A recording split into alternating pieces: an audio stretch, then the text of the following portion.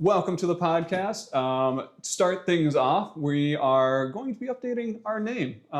Josh, what's our new name going to be? We're going to be we're changing the name to Shelf to Table. I'm gonna take full blame for this one. I thought we were brainstorming podcast names, and I came up with Punching Cardboard and thought, wow, that sounds so great. I love it. Turns out Punching Cardboard has been in use in the past.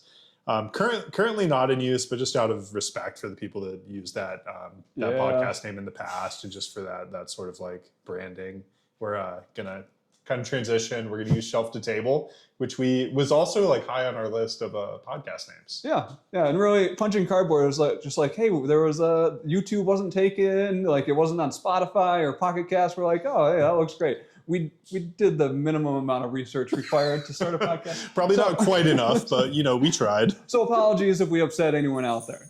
It wasn't our intention. But now we can get into the actual point of this podcast, and we're going to be talking about some games. This is a podcast about board games, and possibly TTRPGs in the future as we get into those. But for now, we're going to be talking about the board games. So our format is we have kind of four main sections. We're going to be doing what we just played, and then what we're excited to play, some comments on some crowdfunding stuff, and our feature topic of the episode, which today is going to be a newer game that just arrived at my house this morning called Battle of Hoth. But first up, we're going to kick things off with our just played. And due to me being injured, I took a bit of a fall this week. Have been a bit laid up, and I have not been playing board games with other people. So I got to play a couple solo games this week, and one that I got in was Witchcraft. I've had this one on my shelf for a little while now, and this is a follow-up to a solo game called Resist that I really enjoy. I played a lot of Resist. I've traveled with it a ton.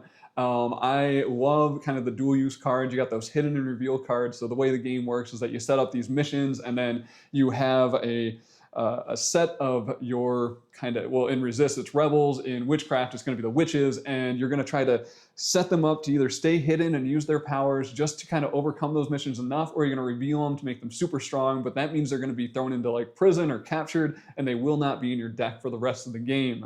There might be some ways you can get them back, but hard to do.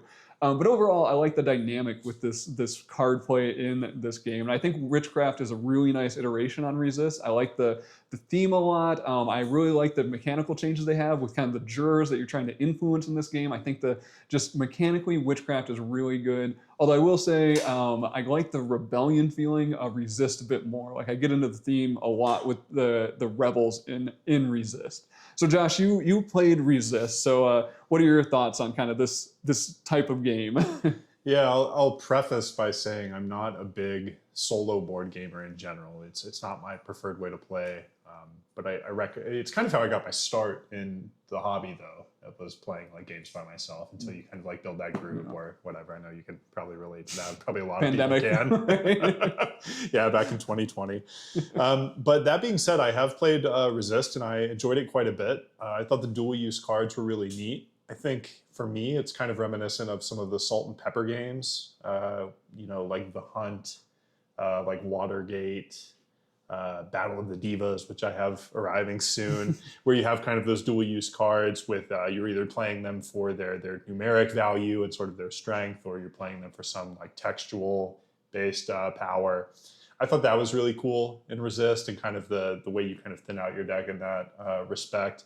Witchcraft is one I've had my eye on for a while and wanted to play. I'll probably end up borrowing it from Chance at some point. I think the theme is more appealing to me. I'll probably disagree with you a bit here. And not having played Witchcraft, the theme of Witchcraft appeals a little bit more to me than I believe it's like a Spanish rebellion that Resist is based around. It does have like an actual historical theme, and I'm probably making a fool of myself trying to talk about it now. But I thought Resist was really good. If you're into solo games and you're looking for something that plays relatively quickly, it's fantastic for that.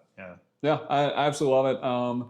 I would say just on the common theme, like I think Resist just stood out to me because those rebels, I got a little more of a connection to them. Like Witchcraft made it a little more fantasy, so there's a little more disconnect. Like with the Rebellion, though, I feel like we all kind of have a some level of understanding of kind of the horrors of war due to being brought up in, in a world with war and conflict and stuff. So seeing like having those people that are struggling and those characters that you're trying to hide, but then when you reveal them, they're being captured and taken away. And I feel like it just hurts a bit more when you're playing that. So I get a little more immersed in Resist. Whereas Witchcraft, by having that fantasy coating on it, it kind of takes away a little bit. It's kind of like watching orcs get killed in Lord of the Rings. It's not the exact same thing as like war. So orcs are people too. Yeah, there you go. No, you're kind of winning me over. I might maybe Resist. I think the case you're making makes sense. Yeah. But overall, I think you can't go wrong with either of them. I'm really enjoying both Witchcraft and Resist. But yeah, I think that's enough on that solo game. Josh, you want to take us into a game that you got played without me this week? Yeah, actually, since Chance has been kind of under the weather and been injured, under the weather, more like under the knife. Under the knife, yeah, surgery. Having surgery. I got in a few smaller 2-player games this past week on Wednesday. One is one that actually both of us have played. Actually, both of them we have played before that I was thinking about bringing up today. One of them would be Iliad, which is part of Reiner Knizia's new sort of duology of like Greek-themed games, I guess I would call them. Yeah. Yeah, is that a good way to put it? Yeah. I actually own both of them, Icor and Iliad. Iliad, which both of us have played, and then I had the chance to play again this week, is probably my favorite of the two. Both are good and like well worth checking out, but Iliad, is a really fun experience. It definitely has that Knizia element when it comes to the scoring. We're gonna have one second pause here. You have some visitors. Yeah. Neighbors had a baseball in our yard. Oh. Kids. It's cute kid stuff. All right, we're back. So let's try to we'll try to cut that in nicely. I think I can pick back Sweet. up. So yeah, Iliad really has that sort of Knizia feel, I would say, especially in like the scoring element. But really kind of you're taking the role of, it's a 2-player game, head-to-head, where you're playing the roles of Hector and Achilles, sort of the Greek war, which I'm once again, to history. remember like a name of. Neither of us are great at history, so don't come to our podcast for the history lesson. That's it. Yeah, but it's essentially a tile layer with really simple rules. One thing I'll say about both Icor and Iliad, really approachable, really simple.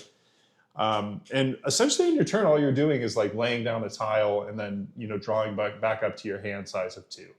And then the tiles will have various effects on them that let you kind of manipulate the board state and reposition your opponent's tiles, reposition your own tiles. And what you're trying to do is build columns and rows, which allow you to score the god tiles on either end of them. And those could be either points that represent individual gods, where they can be positive or negative points, so like plus or minus 10 points to your score. But one of the interesting things is, when you actually complete a row or a column, you are essentially first in line to kind of draft which scoring tile you want. So in some cases, you might be choosing like the lesser of 2 evils. There may be a really clear-cut choice, but oftentimes it's just kind of like a wash. But there's like this set collection element to it where you need to represent all, I believe it's 5 gods. It has a Knizia twist, right? Where you can't win if you don't have them all or something? Basically, right? Yeah. I think that's what I was getting at with the scoring and having that Knizia feel, is you basically need to have the set collection of having all 5 gods at the end to even be considered for scoring. So sort of it has kind of like a twofold scoring mechanism where one, you need to have the 5 gods represented. And if your opponent doesn't, then you automatically win. If you don't, then it becomes, you count like the highest tile of each god you have, as well as like the plus or minus points as well. So it's funny, the guy I was teaching it to, it's a really simple game. And I stressed this up front. I was like, it's really easy, but it's going to get really thinky as we get into it. And when you get towards the end, because basically the end game condition is when you've laid out all of your tiles, you've manipulated the board, you've done everything you want to do. Those first few turns are really quick. It's just kind of like, oh, I don't know what I'm doing. I'm just going to put a tile here. You just play it perpendicular to like your current tiles or on your color. But by the end of the game, you're really sweating those last few moves and kind of calculating out like, oh, this, my opponent needs this particular god in order to score, and I need this one. So really fun, relatively cheap game. I recommend getting into it. I probably won't talk about Icor today, but Icor is interesting as well. I don't like it as much. It feels a lot more room to sort of slip up and lose based on like one bad move. And I think we Icor is like one mistake and you're gone. It's sort of like a game of Snake, a really mean game of Snake with variable player powers. It's kind of, to me, it's almost like taking chess and just taking it to the very last round and just being like, yeah, once you make a mistake, your game's done. Like, so yeah, check out Iliad for sure. I'm a big fan. Yeah, and I like those quick, simple 2-player games. Like they're just nice to have around. So you can take it's very like transportable. You know, if you're camping or at a brewery or whatever, like cloth board, right? Yeah, so, gotta iron that bad boy. Cool. Okay, so on to my next solo experience of the week. Now, this is a bigger game, and this is one I've been wanting to learn because I know Josh is interested in this one. We both backed this one, but Josh sold his copy because we kind of met after we realized we both backed this We've game. ran into this a few times. Yeah. Not a common issue these days for us. But this is Earthborne Rangers.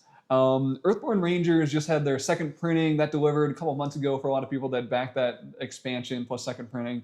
And I will say that I was a bit concerned about getting this to the table. Like it's a a lot of cards, right? Just a lot of cards. A lot going on. Yep. I was like, oh man, this is a pretty big rule book. I don't know. So I decided, since I was laid up with an injury, I was like, I'm just gonna power through this rule book, get this played, and see how it feels. So I managed to play it twice now. I played the prologue and I played there's not really chapters. It's a very sandboxy game. And it really tries to immerse you in the world because the way the rules are laid out and the wording of the game, it's made to make you kind of invoke that feeling of walking out in the woods type of thing.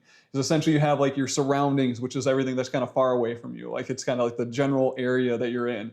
And then you have these things that are going to be along the way. So they might be like some predators or some animals that are kind of like off in the distance. You know they're there, but they're not like right in front of you. Then you have these things that are going to be within reach. And maybe it's like you kicked over a rock and like a little muskrat thingy is jumping at you and like harrying you and making your task a little more difficult. So you got that. It's just that whole phrasing of like within reach along the way. So like you're traveling. The whole game is trying to immerse you into that feeling.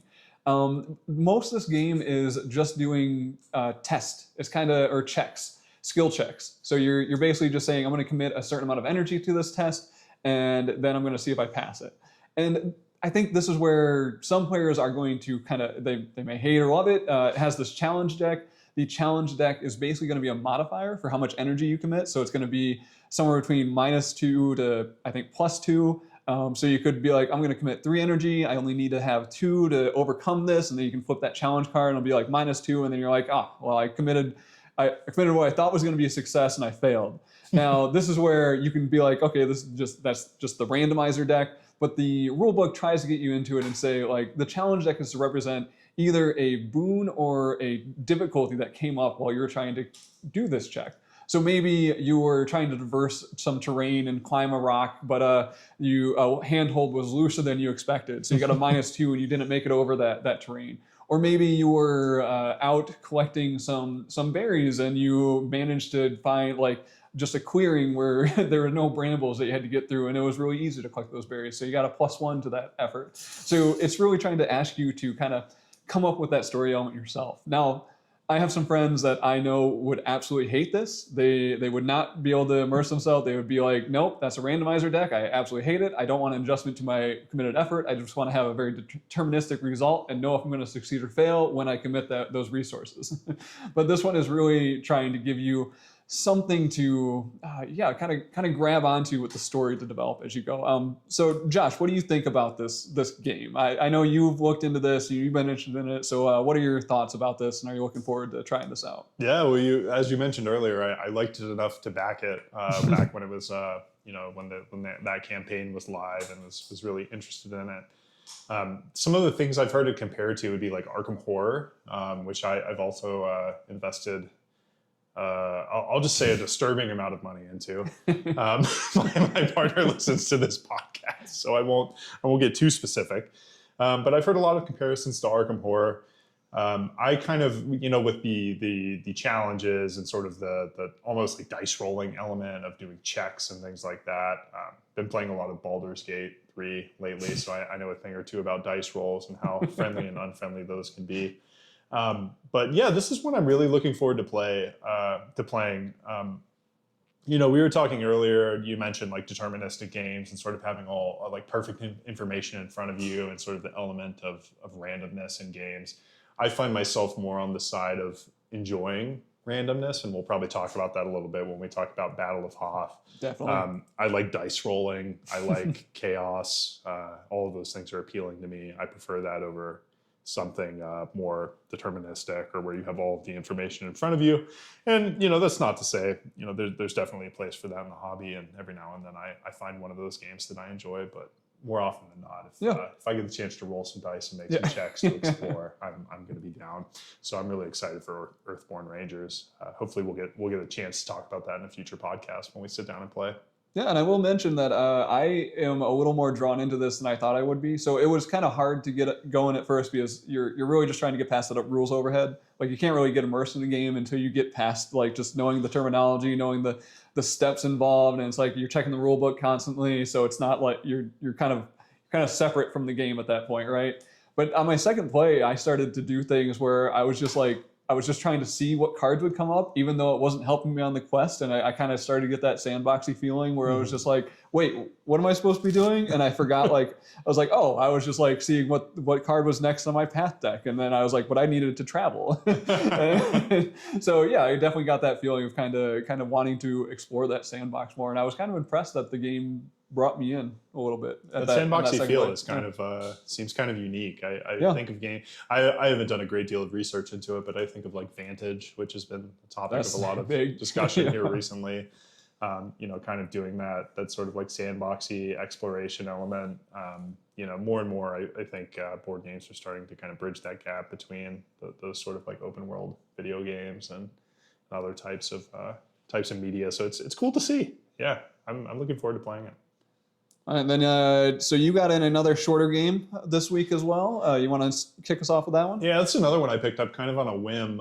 Toy Battle. So Toy Battle is another. I'll lump it in with Iliad, as in terms of just being like a cheaper 2-player game, easy to break out, kind of wherever.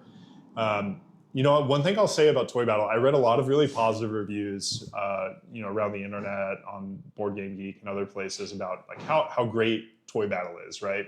And it's funny because I think it's weighted below a 2 on Board Game Geek. It's really light, so that's not normally what I would think would attract a lot of like praise. But then I showed up at our local game store and I had some store credit, picked up Toy Battle, saw they had it, and I had like 3 people in the store stop me and tell me how good it is and how much they enjoyed playing it. And I will say, there's a lot of bang for your buck in Toy Battle. I've heard it compared, I think Chance, you compared it to Stratego a bit, which I haven't played, but essentially the premise is you play on these highly variable maps. So I think there's maybe 8 maps or so in the base game box, which is only like $30. So like pretty good value there. Each one has kind of like sort of unique rules and a unique layout. And essentially what you're trying to do is you and your opponent have these sets of tiles which represent troops. You're trying to lay them out on the board and encircle different areas where you score points, or to take over your opponent's headquarters, both of which can be really difficult depending on how your opponent's playing. All of your tiles have like special powers associated with them. It might be drawing more tiles into your hand. It might be parachuting a troop in behind enemy lines to kind of disrupt what they're doing. And then you have like higher powered tiles, which can sit on top of like lower powered tiles and kind of manipulate the board state.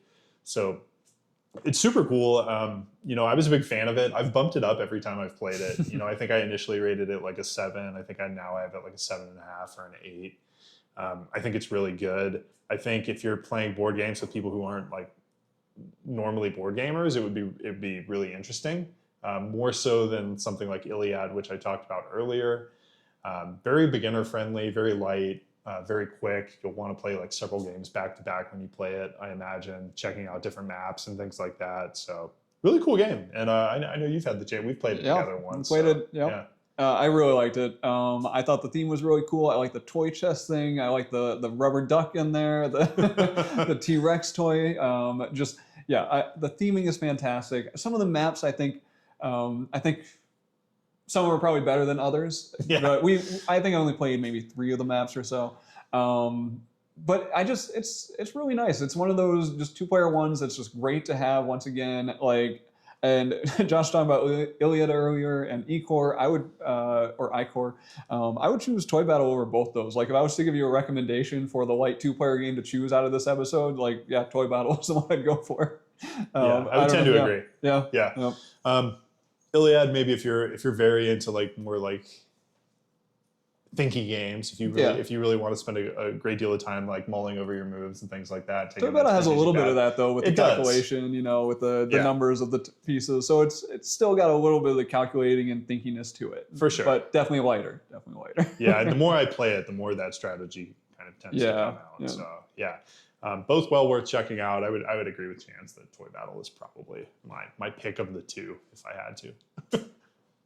Cool. And then moving on. So now right before this podcast, Josh and I actually got in. Well, we got in a boatload of games today because, like I said, once again, I've been laid up after surgery. So this is our first day that we got in a solid game day. So we decided to just knock out a bunch.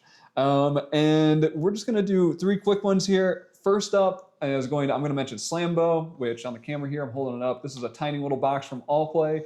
And this is about sumo wrestling. This was a bit of an impulse buy. I would say I've seen this and I was like, oh, that looks neat. And I saw some reviews and it's like, it doesn't sound great. But I decided, you know what, it costs $10. I'm going to pick it up. I'm just going to grab it and see how this goes.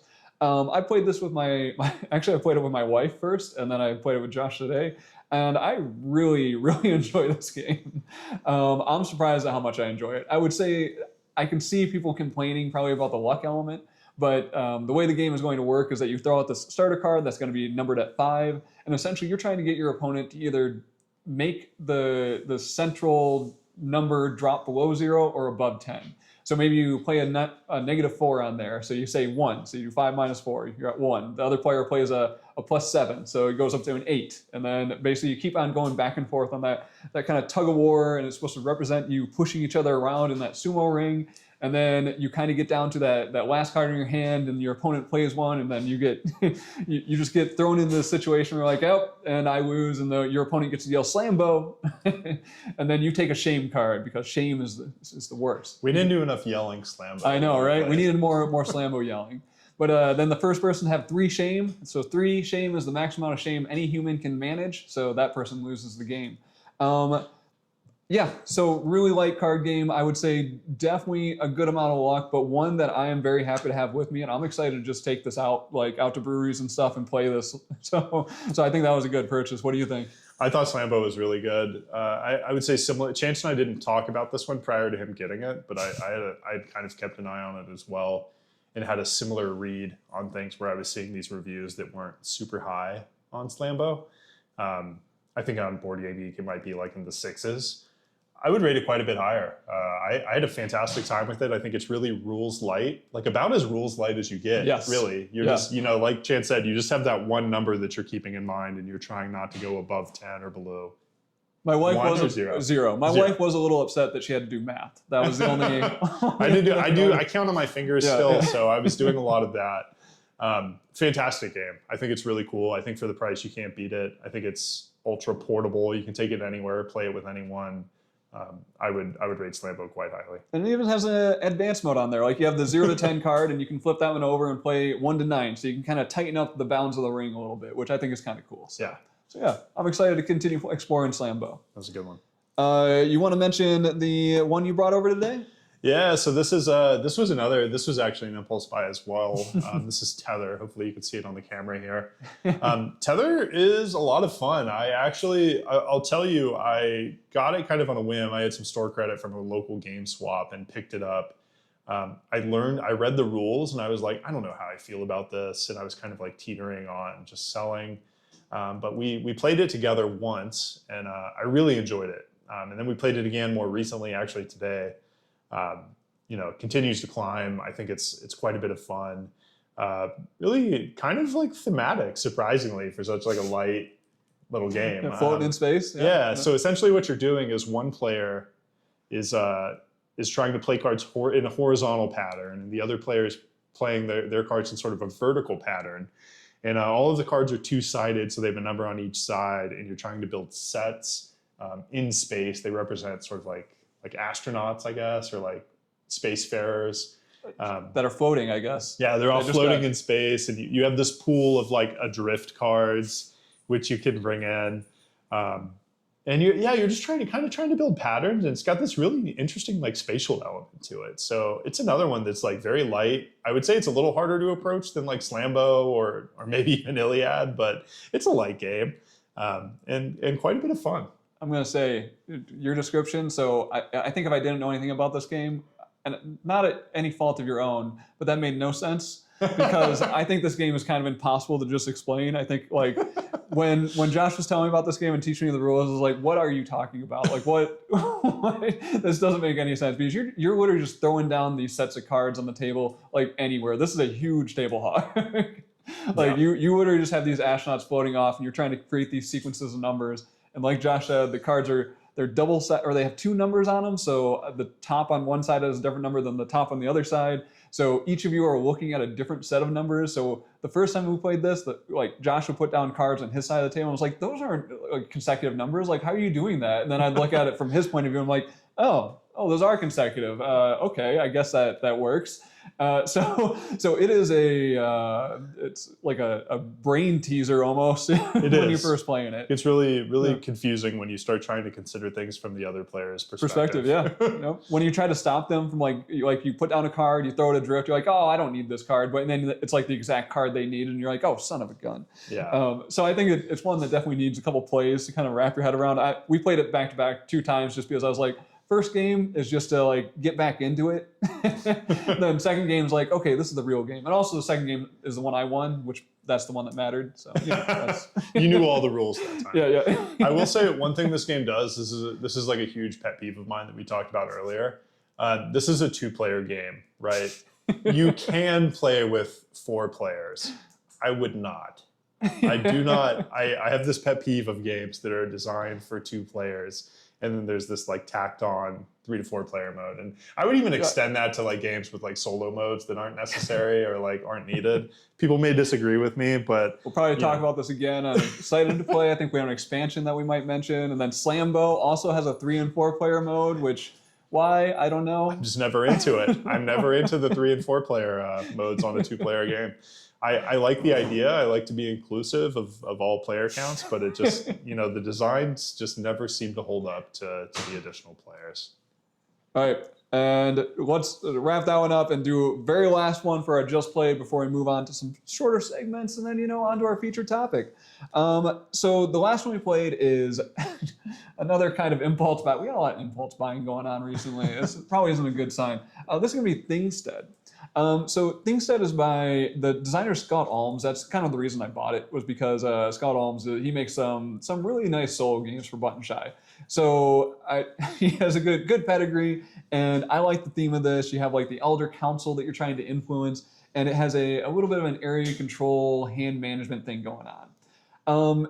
And it's just super unique. Like it is very different than anything else I've played. You have this circular council of cards. One of the actions you can take is play your card to the council. You'll align that card with the elder member that you're trying to influence, but then you also align this influence ring with your opponent's pawn where they are on the council, because essentially they have like an area of influence on the council where they're kind of like going to negate some of your ability or your influence. So you're trying to like move away from that person to get more influence, but you don't want to let that person just kind of have their own area so they can continue influencing their council members. So you want to like try to be close enough to negate them as well. And it's just this crazy circular puzzle of trying to get your influence disc out there. And it has this push-pull system because only one person can have influence on one of the elder at a time. So essentially, if your opponent has influence on there, you have to remove theirs before you can get any of yours out. So yeah, you kind of have this constant like tug of war for those council members. And that's the part of the game that I really, really enjoy. There's this other part of the game where you have these clans that you're trying to influence to gain different powers, and you can actually you play a card down to them to gain more followers, but you also gain the power of that clan, and then you can actually gain a permanent power and kind of upgrade your own tableau over the course of the game, which is really cool. But I think from one play, it was kind of hard to tell the utility of the cards. Yeah. Like it was hard to justify the cost of those cards versus like playing out to that council, because a lot of the end game points are coming from those elders. So what were your thoughts on this? Our first try of Thingstead, whichever. Yeah, Thingstead. I would say Thingstead. Thingstead. Yeah, let's go. I thought it was fun. I had never heard of it before. I didn't really know what to expect jumping into Thingstead. First impressions, as I was sort of learning the game, I thought the gameplay loop sounded really exciting. I liked being able to collect the sort of like asymmetric powers on one side of the board as you accrued more followers, and then spending those followers on the circular board where you're kind of manipulating the ring and the Thingstead itself, I guess I should call it, to gather influence with the chieftains.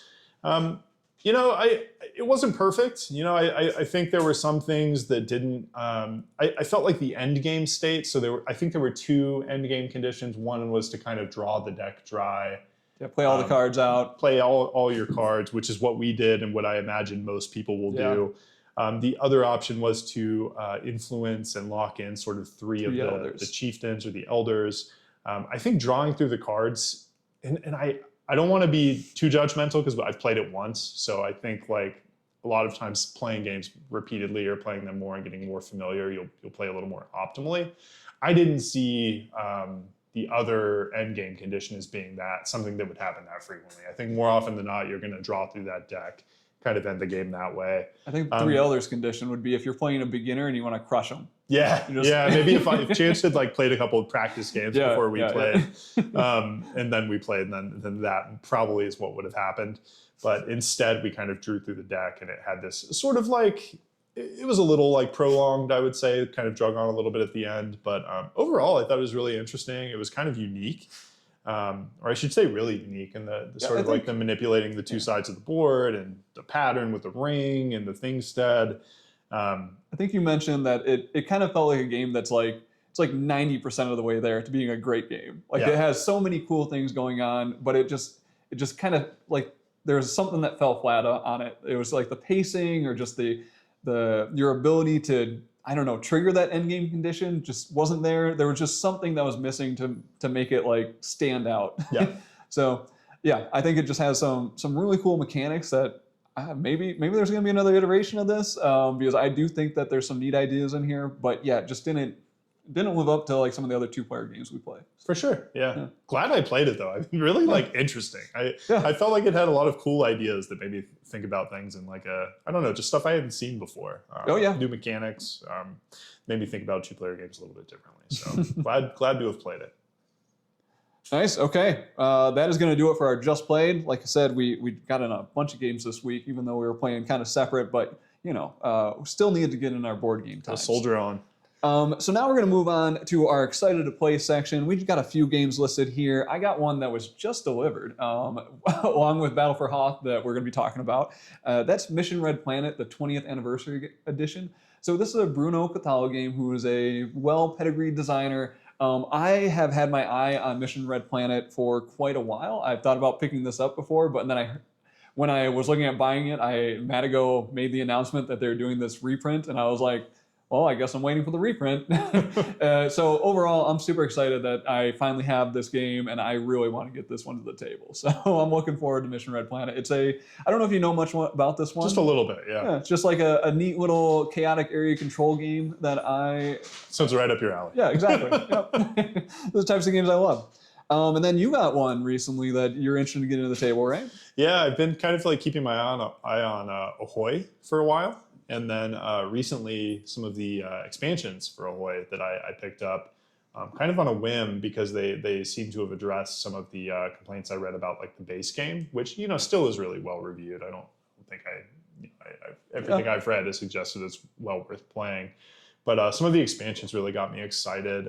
I love that I love Root, love Arcs, love a lot of those sort of like leader games. And yeah, I mean, just like reading about Ahoy and sort of envisioning it as being sort of like Root light, I think was really appealing to me. I think the theme is really cool. I'm a sucker for the art.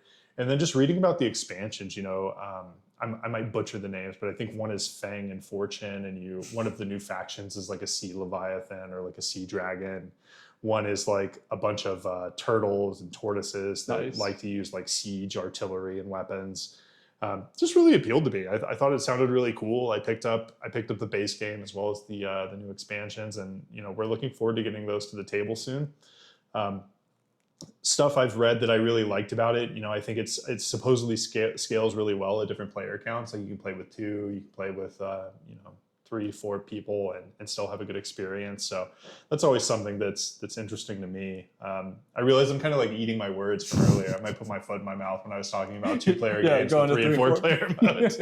I would say from what I know of Ahoy, it's more of like a 3 or 4 player game that you can also play at 2 players. Yeah, so you can go the other way. You can go from a 4 to a 2 player, but you can't go from a 2 to a 4. That's my rule. That's, it's a one-way path. Yeah, so really excited for that one. Definitely going to report in on the podcast on kind of our experience with that. Hopefully get it played in the near future. Yeah, I'm excited about this one too. That's been on my list. I've been thinking about buying this one as well. I never got into Root. I feel like I just missed the train because it was kind of like I never got it played back when it was super big, and then there were so many expansions for it that it's hard to jump on the train. Exactly, it just left me behind. So Ahoy, I'm super excited to get into because I've seen mixed reviews on it, but nothing that I've seen on the negative side has like turned me off of the game. So yeah, I'm excited to get that one to the table as well. Nice. Okay, so next up is one on my shelf that I've just opened up. This is an older game, and this one is just because I am trying to get into TTRPGs, and I want to build a tabletop RPG group. I have a few that I want to get played, Mothership and Wild Sea. Basically, just watch Quinn's Quest and anything he reviews. That's what I want to play. But to start things off, I really want to just get my group into Fiasco. So I've opened up Fiasco, read some of the rules. I think it's going to be easy to table. It looks like a really nice, just GM-less tabletop RPG experience, and it has a nice little chaotic element.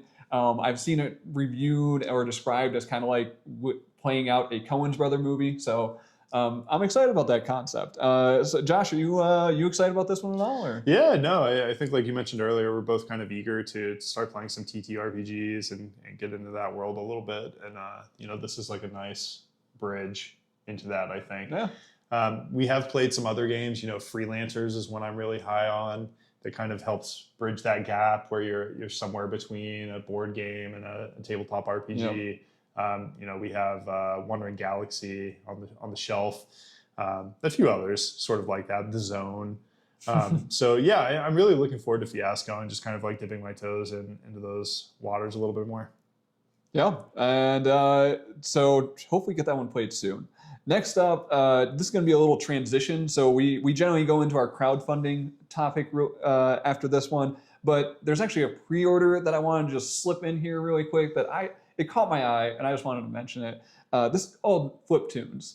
So Fliptoons it's described as a deck builder, and I believe the way it works is that you're doing this deck builder, and when you draw your hand, you're just going to play your cards out into this grid, and how they land in that grid is going to determine how they score. So it's like this 2x3 grid of cards or whatever. And I kind of love this concept because Josh knows that I have complained about Dominion. Dominion is a game that he hates Dominion. I don't hate Dominion. so I like Dominion. It is a fine game. It pioneered the deck building genre of games, and I have to love it for that reason because I love the deck building genre.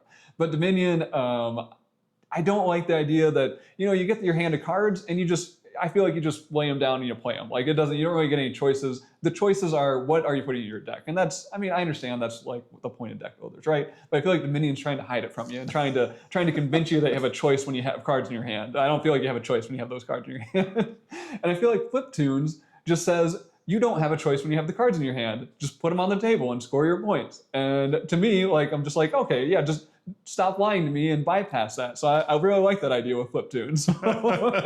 What do you think, Josh? Well, I'm gonna start by saying I'm a Dominion lover. I do enjoy Dominion quite a bit. I don't disagree with what Chance is saying though, in terms of like, you know, when you're playing deck builders, sometimes it's kind of predetermined when you draw that deck or your hand of cards what you're gonna do, right? And from that perspective, like I think Fliptoons and sort of just like laying out your hand of cards and like letting the chips fall where they may, I think that's kind of interesting. It should be exciting to play. I like the art. It reminds me a lot of Cuphead, which I don't know if people are familiar with Cuphead, but it reminds me of that. Looks neat. It's a cheaper game, so I'm excited to play it. Yeah. Okay. And now with that, let's move on to our crowdfunding section where we give our very, very smart opinions on crowdfunding campaigns. And let's kick things off with a big one. This is going to be Arc Nova 3D. Josh, how do you feel about Arc Nova 3D? I am not the biggest Arc Nova fan. I think it's an interesting game. I get why people like it. I think it appeals to, you know, specific types of board gamers, and it's just not generally like the pattern of gaming that I fall into. I would say I think that's a fair way to put it. Yeah. So I think it's a really, you know, I've played it probably like 5 times, both on Board Game Arena and in person. I think it's a really well designed game. It's really interesting, just not for me personally. And so when the 3D version came out, I was just like what? Who is this for? You know, like what in the world is this? That was sort of my reaction. Is this? It almost sounds like an April Fool's joke, you know, that someone would release. Like, hey, we're going to make Arc Nova, but in 3D. But that's like the extent of my opinion on it. All right. Well, let me dive in as I'm going to call myself a previous Arc Nova fan. As a recovering Arc Nova fan. Yes, exactly. Arc Nova, I have a kind of a history with. I would say it was one of my earlier introductions to hobby board gaming. I remember I played a lot of Scythe solo during the pandemic, and I had a few board games kind of going into the pandemic, and I would say it kind of exploded post-pandemic life. And that's where I started looking into like, oh, what else is out there in the board gaming space? And I was debating on picking up Arc Nova or Terraforming Mars. Like these were the 2 big ones at the time. And I love the space theme, but there were some things about Terraforming Mars that I couldn't get over, and I decided to purchase Arc Nova instead. Mm-hmm. And I absolutely love the fact that I did, because I played it so many times solo. I played it only a few times in person. Now, the big problem with Arc Nova is that it has a really good BGA implementation. So I probably played Arc Nova on BGA maybe 100 so times. And this means that Arc Nova never hits my table anymore.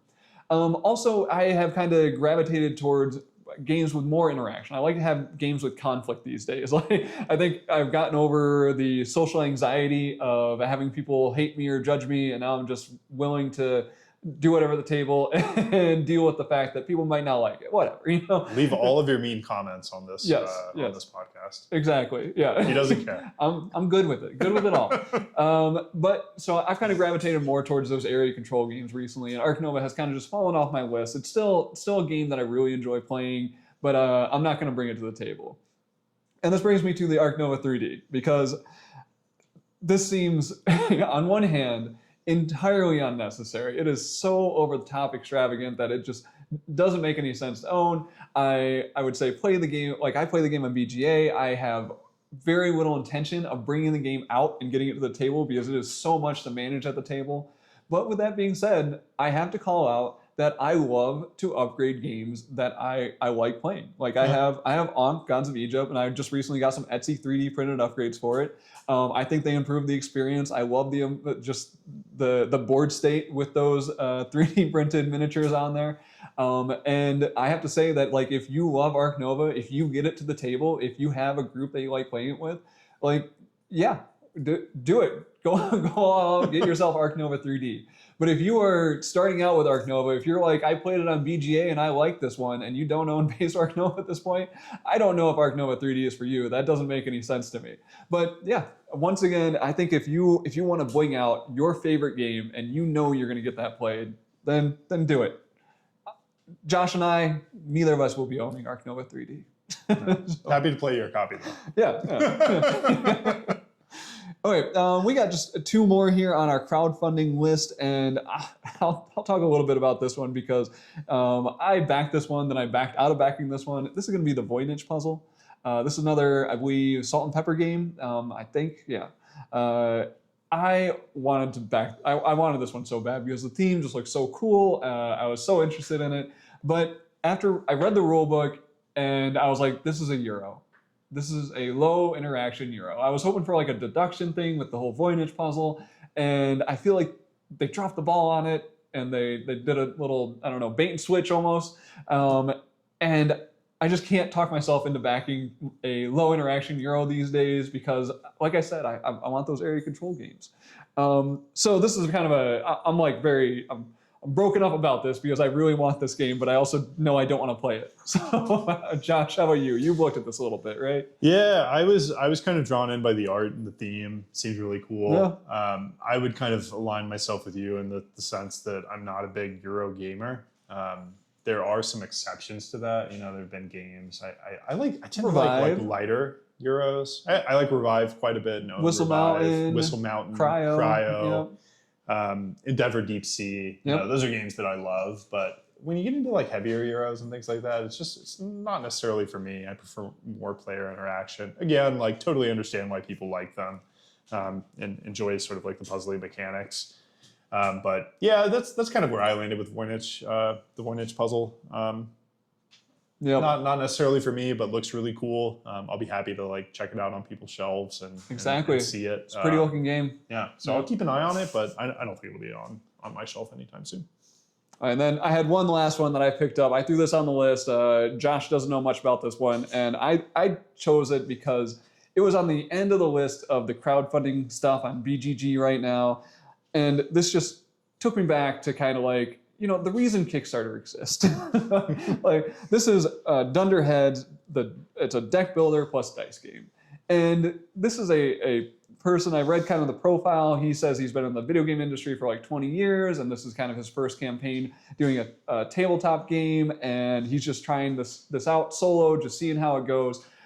I have no idea if this game will fund, but it reminded me of those times when Kickstarter was used for people with their like passion projects, and it wasn't just an advertising thing for big game companies to put their $20,000 goal on and get it funded in like 2 minutes and be like, we're funded in 2 minutes. Looking at you, Arc Nova 3D. Yeah, exactly.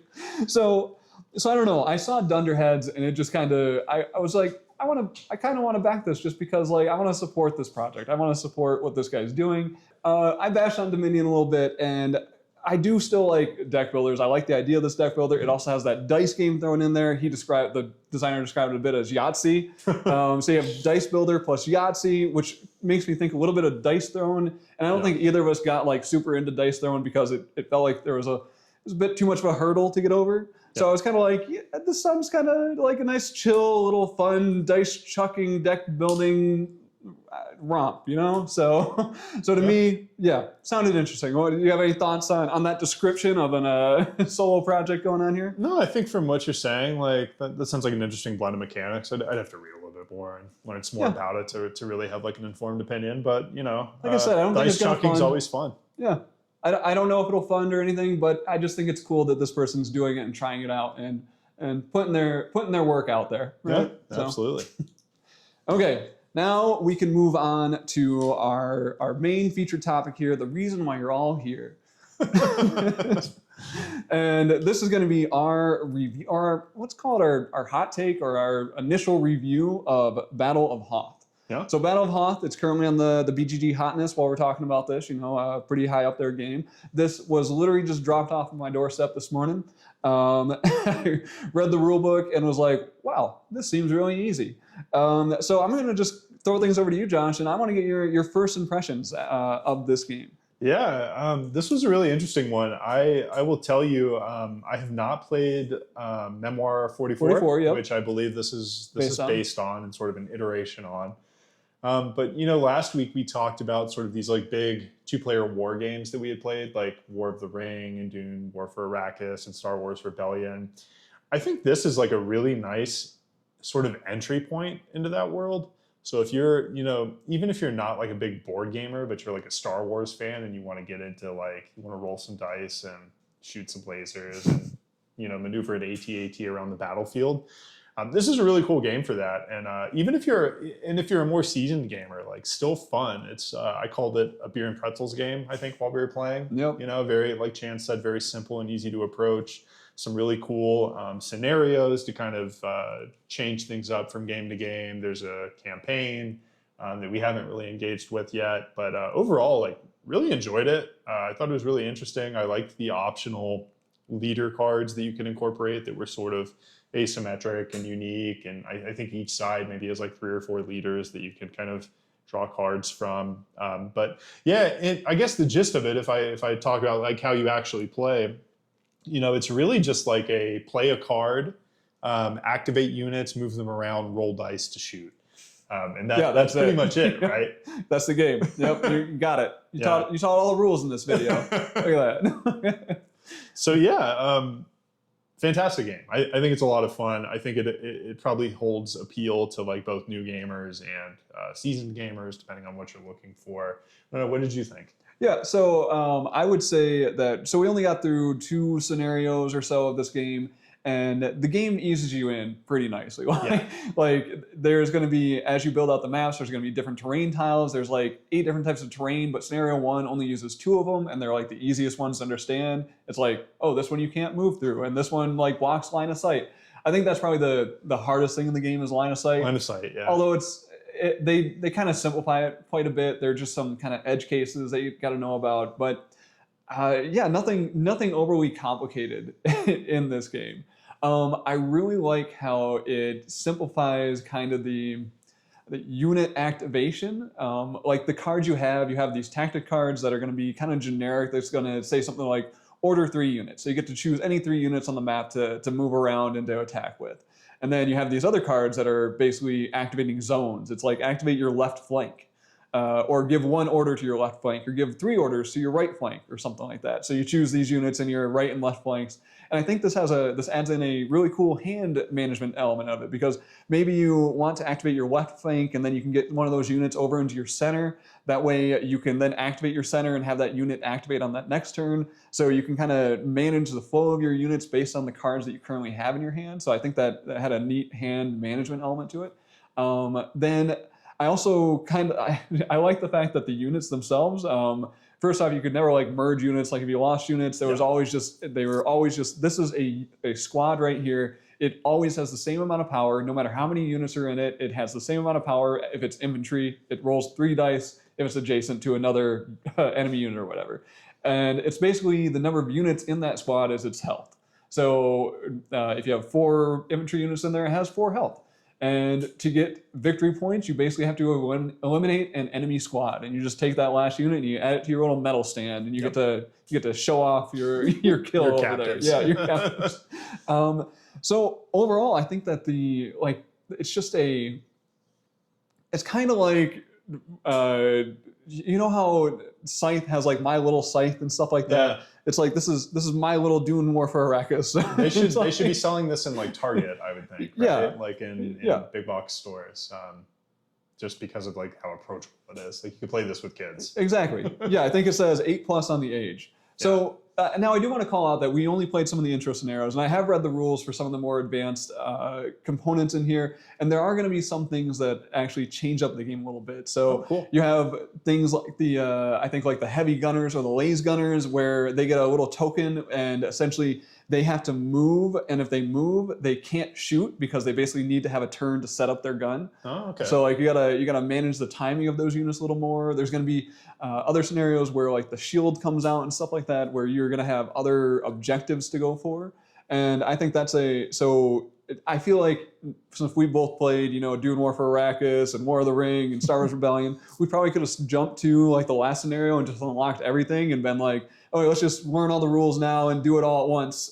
Yeah. Whereas this one has it's definitely like easing you into the war game experience. Yeah, almost like I mean, it's not a legacy game, but almost sort of in the way that legacy games will take a more complex game and kind of ease you in. Battle of Hoth does something similar. Yeah, and then I think that the other part, it has 2 different campaigns in there, so I feel like it has a decent amount of replay value with those campaigns that you can pull out. So we could play the campaigns on both sides and get basically 4 campaigns worth of games going. Yeah.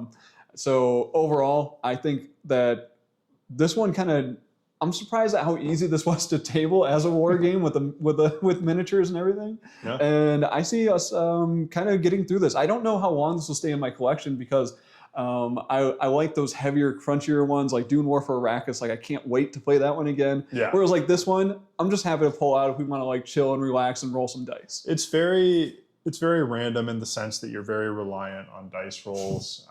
I don't know how much strategizing you're really doing in Battle of Hoth, and granted, as Chance mentioned, we haven't played some of the more complex scenarios, so there might be some more elements there. But in general, it almost reminded me of like, I said this earlier, but it reminded me of like one of those 2D fighting games like Street Fighter or something like that, where you're kind of playing footsie with one another, where like, I want to be able to move into range of your unit and then shoot. I don't want you to be able to like do the same to me. So you're kind of trying to like dance around with one another a little bit. But yeah, like, as far as like deeper strategy, I don't see a lot of that. But I don't think that's what it sets out to do either. I think it aims to be kind of like a fun beer and pretzels game.